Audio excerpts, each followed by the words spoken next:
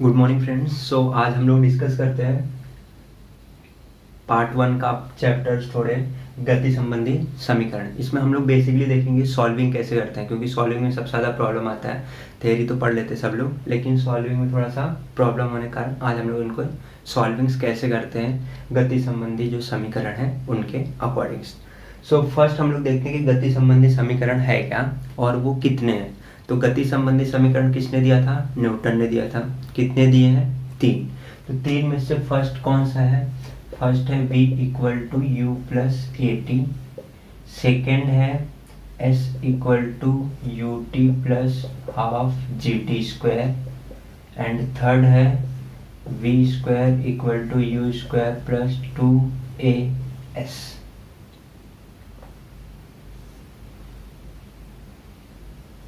Clear? 3 गति संबंधी समीकरण है हमारे पास। फर्स्ट है v equal to u plus a t. Second है s equal to u t plus half a t square. And third है v square equal to u square plus 2as। ये हो गया गति संबंधी समीकरण, काइनेमेटिकल इक्वेशन बाय न्यूटन।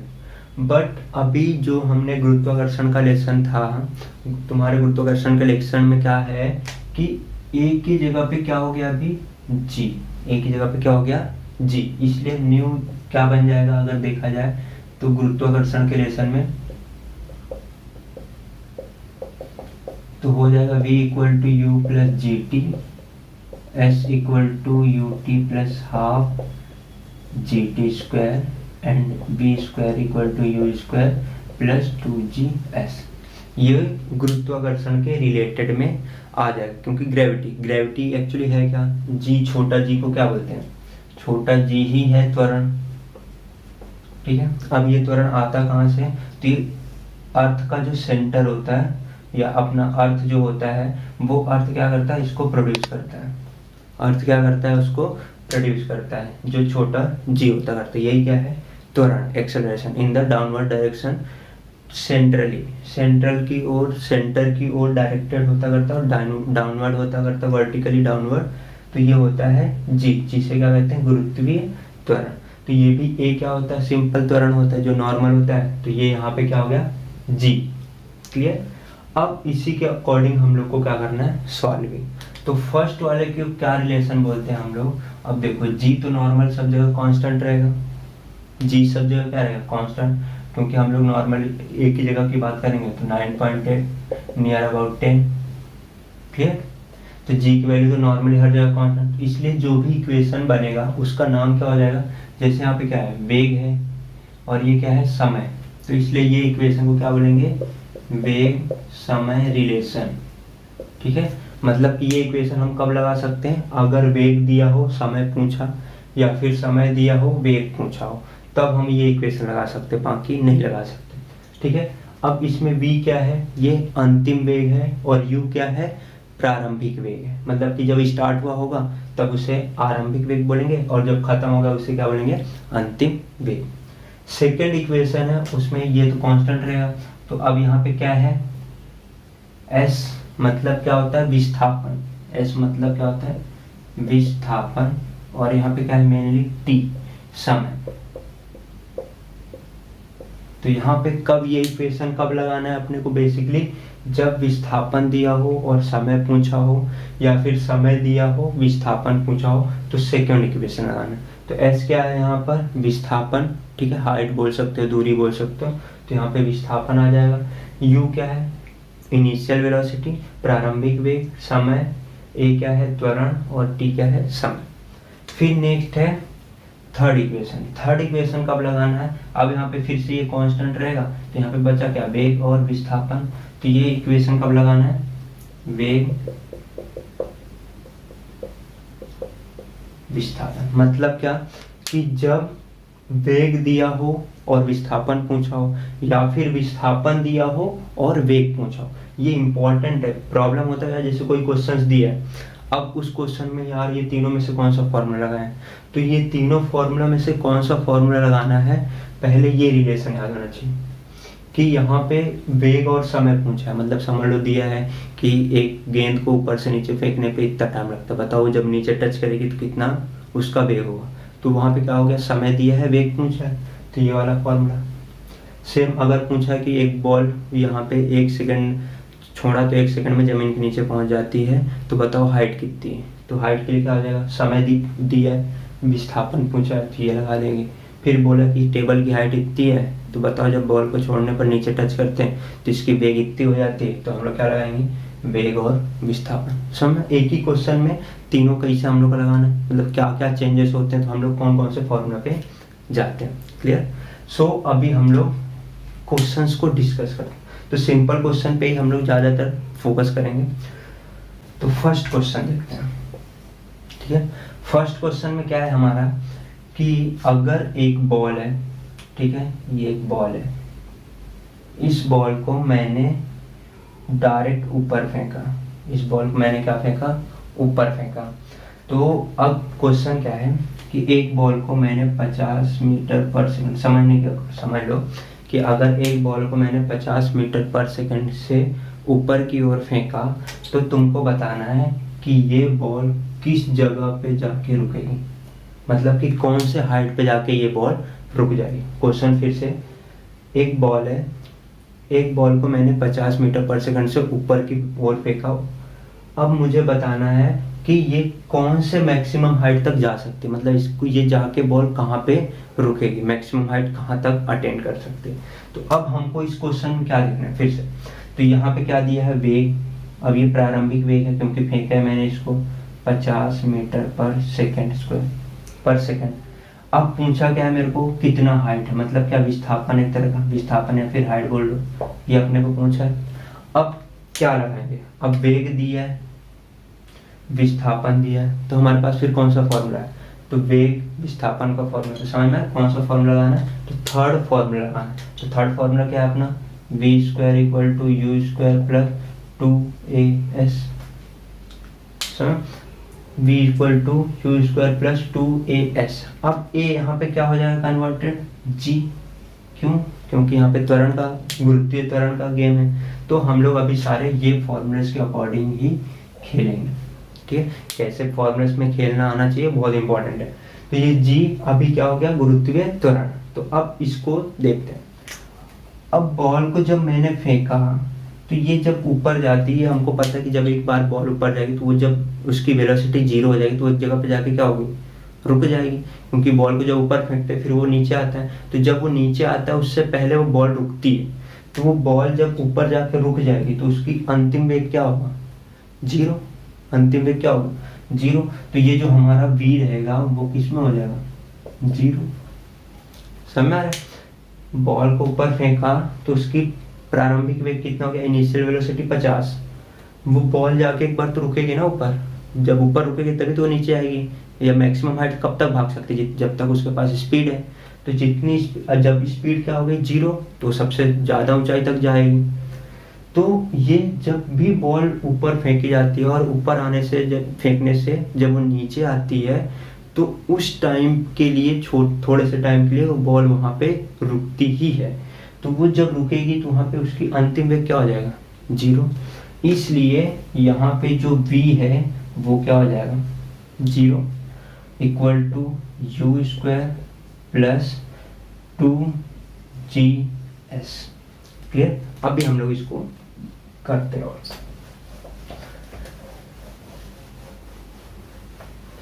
ये तीन हमारे मेन फॉर्मूलेस हैं, ये आ रहे हैं। अब देखो, अब ये u को, ये वाले टर्म्स को मैं पूरा इधर लाता हूँ, तो प्लस था तो -2gs equal to u square. अब जो g है, अब ये देखो g क्या है, गुरुत्वीय त्वरण। ये कौन से दिशा में होता है गुरुत्वीय त्वरण, गुरुत्वीय त्वरण हमेशा नीचे पृथ्वी के सेंटर की ओर होता है गुरुत्वीय त्वरण। अब हम लोग बॉल कौन से दिशा में फेंक रहे हैं, बॉल हमें ऊपर फेंक रहे हैं, तो बॉल ऊपर फेंकते हैं तो g की वैल्यू क्या हो जाएगी, नेगेटिव। समझ आ रहा है, क्यों, g की वैल्यू कहाँ है, हमेशा नीचे। ठीक है, नीचे होने की वजह से g की वैल्यू, g नीचे अगर होगा तो पॉजिटिव, अगर इसी को उल्टा हो जाए तो क्या हो जाएगा, g नेगेटिव। तो इसलिए इसका negative -2 -g2s equal to u square, तो यहाँ पे हो जाएगा माइनस माइनस के प्लस हो जाएगा, तो 2gs equal to u square. अब ये नहीं कि डायरेक्ट तुम यहाँ से लाके डायरेक्ट प्लस में लिख दो, बाद में आंसर प्लस में ही आता, बट समझना है कि प्लस क्यों आया।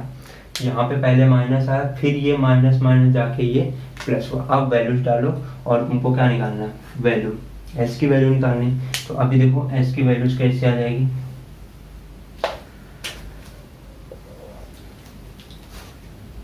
S equal to u square upon 2g।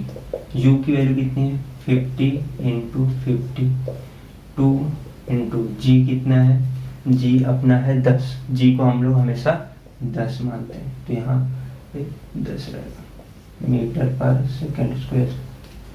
तो 10, एक जीरो से एक जीरो कट गया बराबर, ये 2 से 2 25 हो गया। अभी बचा कितना, ये 125 मीटर। तो क्वेश्चन समझा, तो यहाँ पे आंसर कितना आ जाएगा, अगर एक बॉल को मैं 50 मीटर पर सेकंड से ऊपर फेंकूंगा तो ये मैक्सिमम हाइट कितनी अटेन कर सकती है, 125 मीटर। कितना, 125 मीटर।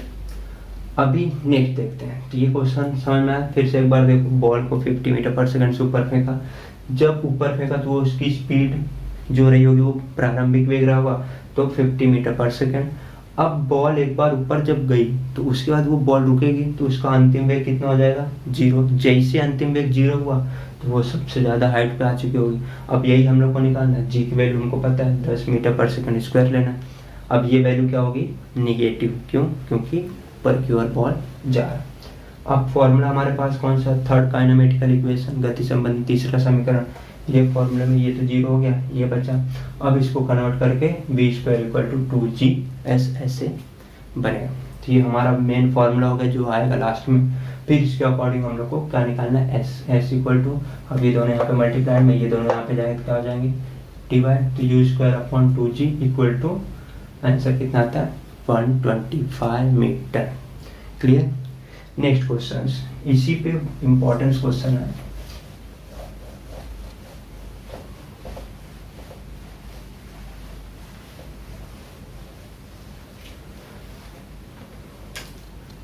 नेक्स्ट क्वेश्चन है, समझ लो कि ये टेबल है,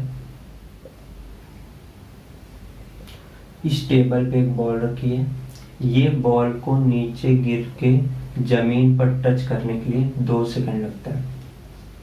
ये एक बॉल है, ये बॉल को यहाँ पे टच करने के लिए ऊपर से छोड़ा गया है ये बॉल को, तो यहाँ पे टच करने के लिए इसको कितना टाइम लगता है, टोटल 2 सेकंड। तो तुमको बताना है कि ये टेबल की हाइट कितनी है और जब ये जमीन पे टच करेगी तो इसकी स्पीड कितनी होगी।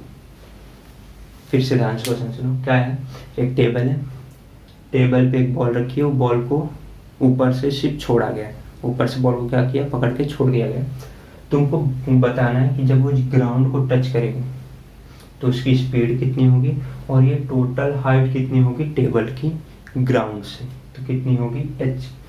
तो अब हम लोग इसको कैलकुलेट करते हैं। तो फर्स्ट क्या पूछा भाई कि ऊंचाई कितनी होगी, दूसरा क्या पूछा है वेग कितना होगा। तो फर्स्ट देखते हैं ऊंचाई के लिए। अब क्या दिया है, समय, और क्या पूछा है विस्थापन मतलब ऊंचाई। तो हमारे पास कौन सा फॉर्मूला, समय विस्थापन के लिए सेकंड, क्योंकि विस्थापन दिया और यहाँ पे समय, तो सेकंड फॉर्मूला लगाएंगे। तो अब सेकंड फॉर्मूला लगाते हैं, s equal to u t plus half g t square. Clear, half plus g t square. अब यहाँ पे देखो, अब अपने को क्या चाहिए, u की वैल्यू चाहिए और g की वैल्यू चाहिए, बराबर। अब u कितना होगा, ये क्या है प्रारंभिक वेग, जब मैं बॉल को पकड़ा हूँ तो इसकी स्पीड कितनी है स्टार्टिंग में 0, क्योंकि पकड़ा हूँ अभी स्पीड में है ही नहीं है, तो इसकी स्पीड कितनी है 0, तो इसलिए u की वैल्यू कितनी हो जाएगी 0। समझ में आ रहा है 0 क्यों हुआ, क्योंकि स्टार्टिंग मैंने बॉल को सिर्फ पकड़ा है, तो अब बॉल को जब पकड़ा रहूंगा तो इसकी स्पीड कुछ रहेगी क्या, नहीं, तो इसलिए इसकी स्पीड कितनी हो जाएगी 0। अब जो g है, ठीक है, इस g की वैल्यू तो अपने को पता है 10, नॉर्मली 10 ही लेते 9.8 होता है, लेकिन सॉल्विंग के लिए 10 दिया जाता ज़्यादातर, तो 10। अब ये g कौन सा डायरेक्शन में है, नीचे, तो इसलिए g क्या होगा पॉजिटिव। समझ रहा है, g पॉजिटिव कब होगा जब वो नीचे डायरेक्शन, ऊपर डायरेक्शन में g निगेटिव हो जाए, तो ये पॉजिटिव। तो अब इसका मल्टीप्लाई होगा तो क्या होगा, ये 0, तो s इक्वल टू फॉर्मूला क्या बन गया, half g t square. Formula ये है, लेकिन कभी भी ये फॉर्मूला डायरेक्ट नहीं लिखेगा पहले तुमको ये आना चाहिए कि ये क्या है और ये फॉर्मूले से ये गायब क्यों हुआ, ये ढूंढना जरूरी है। क्योंकि अगर यहाँ पे डायरेक्ट गायब करोगे फिर यहाँ पे फंस जाते हैं, तो बताता हूँ कैसे फंसते हैं। तो यहाँ पे क्या इंपॉर्टेंट है कि पहले ये फॉर्मूला लिखो, उस फॉर्मूले को फिर क्या कर दो कि चेंज कर लो according to condition. According to condition इसको क्या करना, चेंज करना। तो s इक्वल टू क्या आ गया, हाफ जी टी स्क्वायर। अब तुमको s निकालना है, तो s इक्वल टू क्या आ जाएगा, हाफ g कितना है 10, टाइम कितना लगा 2 इंटू 2, तो 2 से 2 गया, बचा तो आंसर कितना आ गया 20 मीटर। सो समझा कि विस्थापन कैसे निकालेंगे या फिर उसकी हाइट कितनी निकालेंगे। पहले क्या दिया है और क्या पूछा उसका रिलेशन देखेंगे, फिर ये 3 फार्मूले में से कोई एक फार्मूला उठाएंगे और इसको सॉल्व करेंगे। तो ये अभी सेकेंड चीज क्या पूछा था, वेग। अब देखना है समय दिया है और वेग, तो कौन सा रिलेशन लगाएंगे, वेग और समय का। अब वेग और समय के लिए कौन सा रिलेशन है, फर्स्ट, क्योंकि वेग है और समय। थर्ड वाला क्यों नहीं लगा सकते, क्योंकि यहाँ पे वेग और विस्थापन। सेकेंड वाला विस्थापन और समय, तो यहाँ पे कौन सा लगाएंगे, वेग और समय। तो वेग और समय के लिए क्या है, v equal to u plus g t. अब फिर u क्या रहेगा यहाँ पे 0, क्योंकि स्टार्टिंग में पकड़ के छोड़ा। तो v निकालने के v इक्वल टू क्या हो जाएगा, g कितना है 10, टाइम कितना है 2, आंसर कितना आ जाएगा 20 मीटर पर सेकेंड। ये यूनिट लिखना नहीं भूलने का, यूनिट इंपॉर्टेंट होता है मीटर पर सेकेंड, और यहाँ पे इसकी यूनिट क्या होती है, विस्थापन की मीटर, दूरी मीटर में नापते हैं, वेग किस में नापते हैं, मीटर पर सेकेंड। ये हो गया हमारा वेग। अब कोई चाहे तो हाइट से भी वेग निकाल सकता है। अब जैसे हाइट दिया है, हाइट से क्या करना है, वेग निकालना है। मेरे को ये फॉर्मूला नहीं लगाना है, मैं डायरेक्ट हाइट से वेग निकाल सकता हूँ। हाँ, तो ये फॉर्मूला लगा के हाइट से वेग निकाला जा सकता है। अब वो कैसे निकालते हैं वो देखते हैं। अब थर्ड देखते हैं, ठीक है। तो v square equal to u square plus 2GS। अब यहाँ पे u ये तो 0 है, तो v square equal to 2GS, 2 into 10 into s की वैल्यू कितनी आ गई 20, बराबर। तो यहाँ पे कितना हो गया 20 into 20 equal to 400 equal to v square. तो वी इक्वल टू कितना आ जाएगा 20, अगर वर्गमूल लेंगे तो। अब 400 का वर्गमूल कितना होता है 20, तो इसलिए बी का वैल्यू कितनी आ गई 20 मीटर पर सेकंड। तुम ऐसे भी डायरेक्ट कर सकते हो या फिर इससे भी आ सकते हो, ऐसा तो ये तीनों फॉर्मूले में इधर उधर जा सकते हो, कोई वैल्यू डाल डाल के कर सकते हो। सो ये हो गया नॉर्मल क्वेश्चन। अब क्वेश्चंस में फंसते कैसे हैं, अब देखो एक क्वेश्चन लेता हूँ।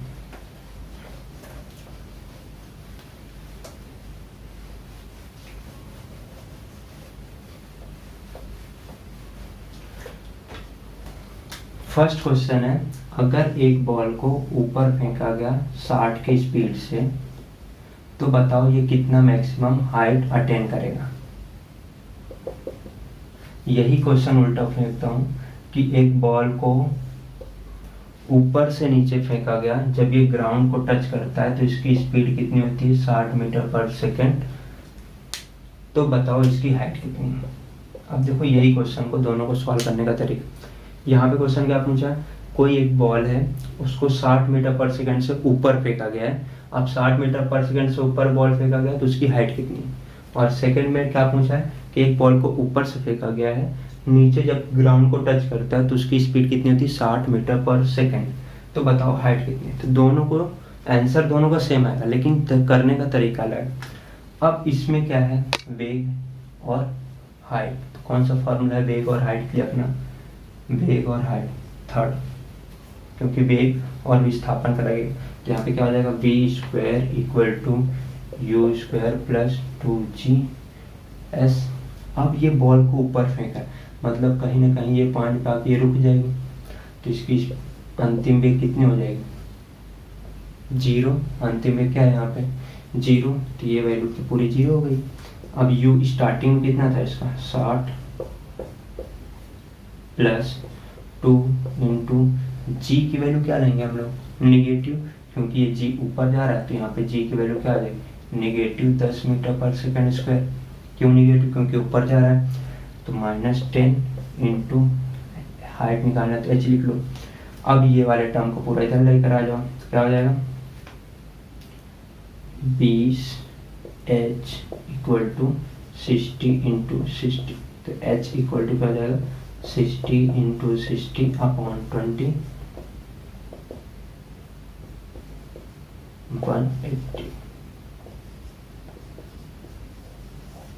तो हाइट कितनी आ गई, 180 मीटर। तो यहाँ पे क्या देखना था कि g की वैल्यू तो पहला नेगेटिव है, फिर v की वैल्यू 0 हो गई, और फिर सॉल्विंग तो थर्ड फॉर्मूला से सेम इसके लिए भी देखते हैं। इसका भी formula v² equal to u² plus 2gs होगा। अब यहाँ पे ध्यान, ये g नीचे है तो यहाँ पे g क्या होगा, पॉजिटिव 10 होगा, बराबर। अब ये स्टार्टिंग में यहाँ पे बॉल को पकड़ा था तो u यहाँ पे क्या हो जाएगा, 0, और ये क्या है, फाइनल वेलोसिटी, तो ये v रहेगा। तो अब यहाँ पे ये v दिया हुआ है तो 60 इंटू 60 इक्वल टू, ये तो 0 हो गया, प्लस 2 इंटू 10 इंटू एस निकालना है अपने को। 60 into 60 upon 2 into 10 equal to S.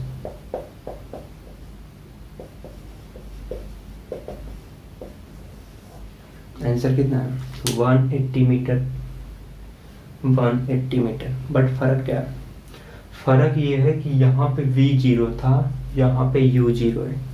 हम क्या करते हैं कि फॉर्मूलेस कोई भी लगाते हैं, आंसर सेम आ जाता है तो लगता है यार कि सही कर रहे हैं हम लोग। बट यहाँ पे ध्यान रखना जरूरी कि कहाँ पे v 0 होगा और कहाँ पे u 0 होगा। इसलिए हैश टैग मार के लिख लेने का कि जब भी बॉल को ऊपर फेंका जाएगा, जब भी बॉल को ऊपर फेंका जाएगा तो उसकी अंतिम वेग 0 होगी, और जब भी बॉल को नीचे फेंका जाएगा तो उसकी स्टार्टिंग वेग 0 होगी। ये इम्पोर्टेंट, जब भी बॉल को ऊपर फेंका जाएगा तो उसकी अंतिम वेग 0 होगी, और जब भी बॉल को ऊपर से छोड़ा जाएगा तो उसकी स्टार्टिंग स्पीड 0 होगी, मतलब प्रारंभिक वेग कितना होगा, 0। आंसर सेम आ रहा है बट कंफ्यूज, बट अगर तुम ये क्वेश्चन को इस क्वेश्चन का वर्डिंग सॉल्व करोगे आंसर सेम आएगा, बट स्टेप्स पूरे गलत है, मार्क्स नहीं मिल सकते। यही क्वेश्चन को अगर तुम ऐसे करोगे तो भी गलत है, आंसर तो दोनों में सेम है।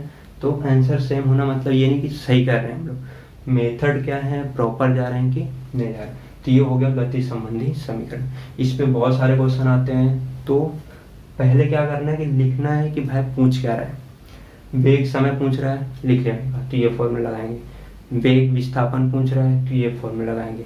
समय विस्थापन पूछ रहा है तो ये फॉर्मूला लगाएंगे, ठीक है। अब कुछ मतलब शॉर्ट में अगर हो जाए तो क्या हो जाता है,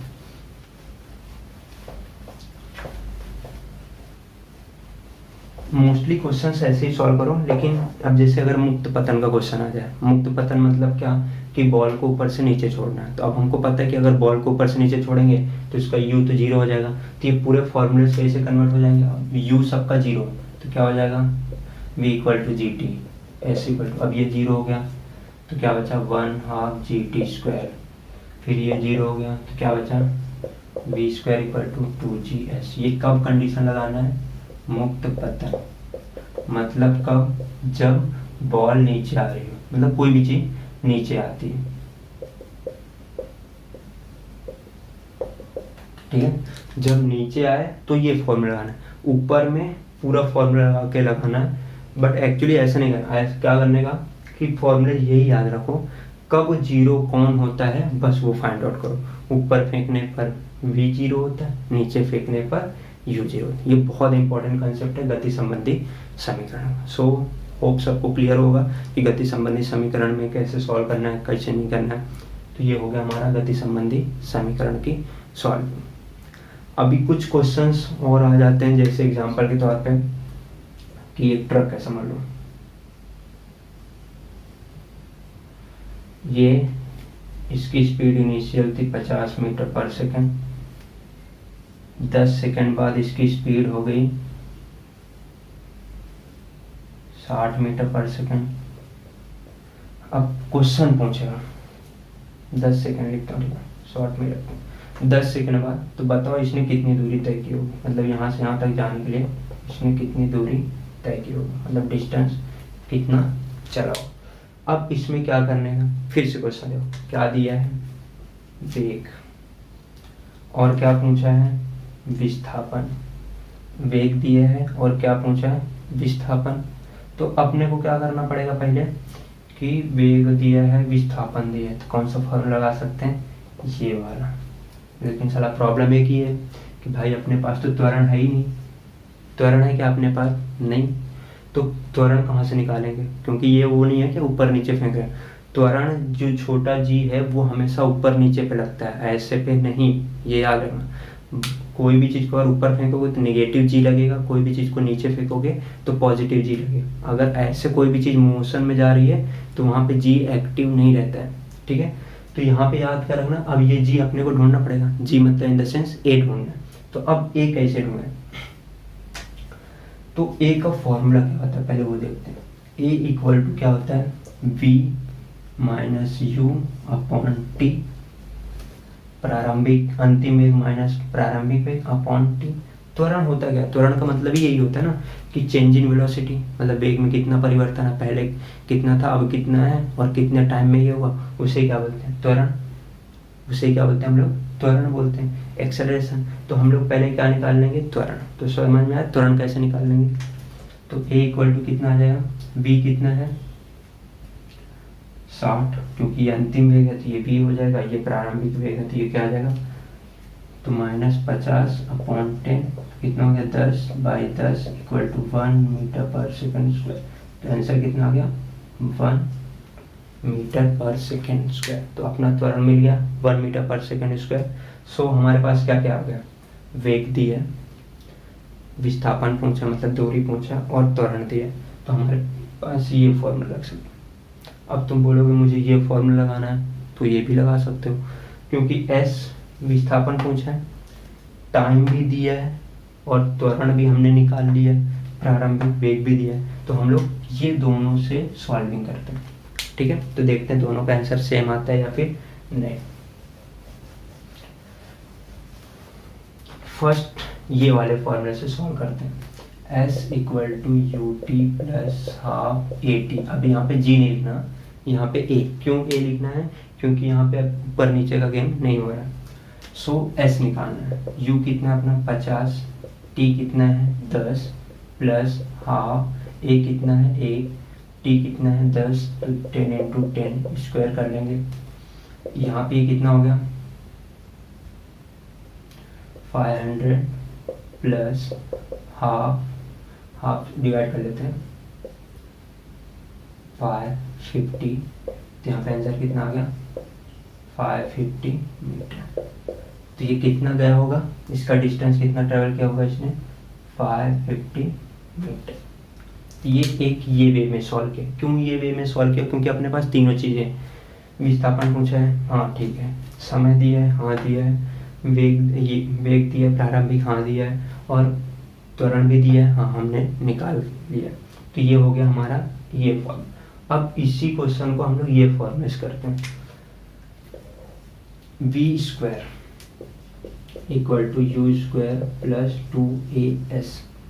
v कितना अपना 60, तो 60 into 60 equal to u square कितना है 50 इंटू 50 प्लस 2 जी, ए कितना है 1 इंटू एस बराबर।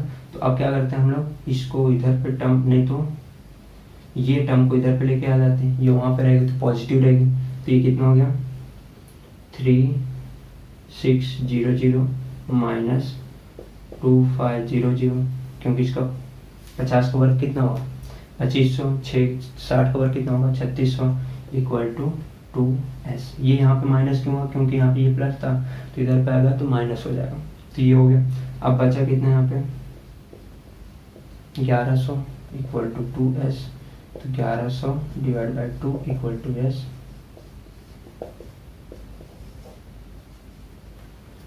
Same answer. सो कोई भी फॉर्मूला, बट तुम्हारे पास तीनों चीज़ें जो जो चाहिए तुमको, 2 चीज़ दिया हो या 3 चीज़ दिया हो, जो जो चाहिए वो दिया हो, तो कौन सा फॉर्मूला कब लगाना है वो तुमको क्लिक हो जाएगी। सो ये थे हमारे गति संबंधी समीकरण से रिलेटेड सारे क्वेश्चंस। सो और क्वेश्चंस करो, कोई डाउट हो तो वो क्वेश्चंस को कमेंट बॉक्स में लिख करके दो। अगर वीडियो अच्छा लगा हो और तुमको अगर इन्फॉर्मेटिव लगा, समझ में आए, तो अपने दोस्तों को भी शेयर करो, लाइक करो एंड चैनल को सब्सक्राइब करके रखो, क्योंकि नेक्स्ट वीडियो सारे क्वेश्चन सॉल्विंग पर ही आएंगे। क्योंकि एक्सपीरियंस से बोलता हूँ, मतलब क्वेश्चन सॉल्विंग में सबसे ज़्यादा प्रॉब्लम होती है। तुमको फॉर्मूल्स पता है, तुमको सब पता है, तुमको डिफिकल्टी यहाँ पे आती है यार कि फॉर्मूला कहाँ पे लगाएं, कैसे लगाएं, सॉल्व कैसे करना है। सो यहाँ पे तुमको सब सीखने को मिलेगा। तो सो चैनल को सब्सक्राइब करके रखो और कुछ डाउट हो कमेंट बॉक्स में लिख करके भेजो, ठीक है। और 2 क्वेश्चंस देता हूँ, वो 2 क्वेश्चंस को तुमको सॉल्व करना है और उसके आंसर कमेंट बॉक्स में लिख करके दे सकते हो। फर्स्ट क्वेश्चन है कि एक बॉल है, वो बॉल को हमने नीचे फेंका, जब वो बॉल ग्राउंड को टच करती है तो उसकी स्पीड होती है 40 मीटर पर सेकेंड। 40 मीटर पर सेकेंड। एक बॉल को ऊपर से नीचे फेंका, जब वो ग्राउंड को टच करती है तो उसको टोटल जो टाइम लगता है वो 5 सेकेंड लगता है, ठीक है। कितना सेकेंड लगता है? 5 सेकेंड लगता है। तुमको यहाँ पे क्या बताना है कि उसका अंतिम वेग कितना होगा, v की वैल्यू कितनी होगी, और यहाँ पे तुमको बताना है कि उसकी हाइट कितनी होगी। सिंपल क्वेश्चन है। तो यहाँ पे ये दोनों क्वेश्चन को तुमको सॉल्व करना है। यहाँ पे बताना हाइट कितनी होगी और यहाँ पे बताना उसका अंतिम वेग कितना होगा। अभी क्वेश्चन को ना सॉल्व करने की भी जरूरत नहीं होती, फटाफट मुंह से भी कर सकते हो। जैसे एग्जांपल v और g में क्या रिलेशन है। अब g कितना होता है 10, ठीक है। g कितना होता है 10। अब देखो अगर ये 10, अगर टाइम 1 बढ़ा दिया तो कितना हो जाएगा 10 ही रहेगा। 1 से मल्टीप्लाई किया तो वेग कितना जाएगा 10। 2 सेकंड में 20, 3 सेकंड में 30, 4 सेकंड में 40, 5 सेकंड में 50, 6 सेकंड में 60, 7 सेकंड में 60, 70। तो इस प्रकार से अगर ये 1-1 सेकंड बढ़ेगा तो ये 10 गुना बढ़ते जाएगा। समझ रहा है? मतलब जैसे ये 10 तो फिक्स है, अब टाइम जितना बढ़ेगा उसी के साथ उसको मल्टीप्लाई करते रहना, वो हमारा क्या निकल जाएगा वेग। सिंपल। तो ये सबसे इंपॉर्टेंट है। जैसे अगर बोला कि 1 सेकंड में कितना होगा 10 स्पीड होगी, 2 सेकंड में कितना होगा 20, 3 सेकंड में कितना होगा 30। कैसे सिंपल बता रहा हूँ, क्योंकि ये तो 10 कांस्टेंट ही है ना, तो ये इससे हो जाएगा। सो इसी अकॉर्डिंग से तुम 2 मिनट के अंदर ही क्वेश्चन को सॉल्व कर सकते हो। So thank you and all the best. Study करके रहो।